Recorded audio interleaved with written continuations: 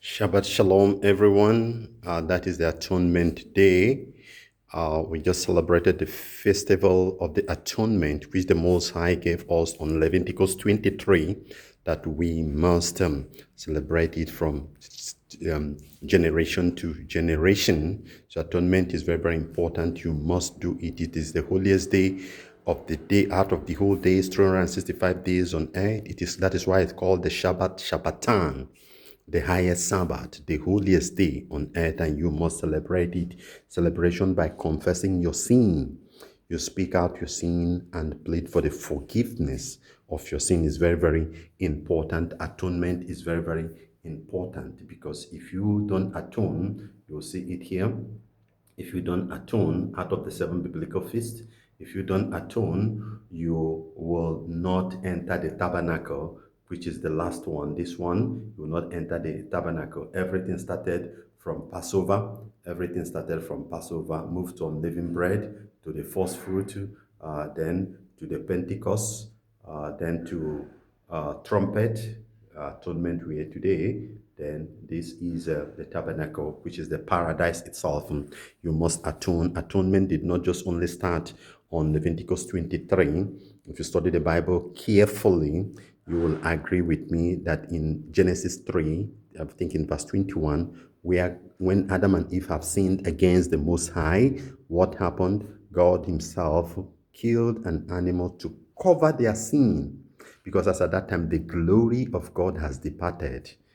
Just as Paul wrote in the book of Romans, for all have sinned and got short to the glory of God. His glory covers the nakedness of a man.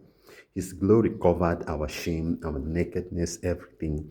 But because sin has come, the glory departed. His glory can never share with anything iniquity, evil in us. So a second chance was given, which is atonement, that our sin have to be atoned. In the ancient time, it is used by the blood of animals, bulls, chickens, and what do you call it, cow, lamb, all those animals. But it's only just for temporary, just to cover it.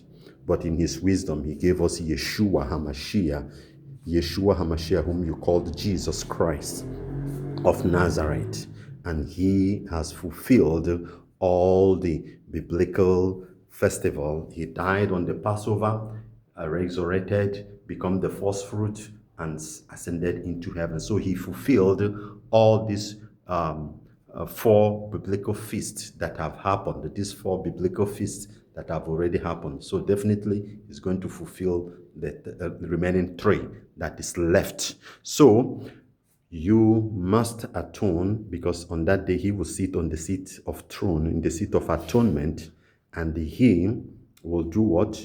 He will judge the world, both the living and the dead. So those who do good, who keep his laws and commandments, his grace will be able to cover them. If you don't keep the law, the commandments of the Most High, but you throw yourself into grace, it will not work. Don't be deceived. Don't be deceived by some certain teachings.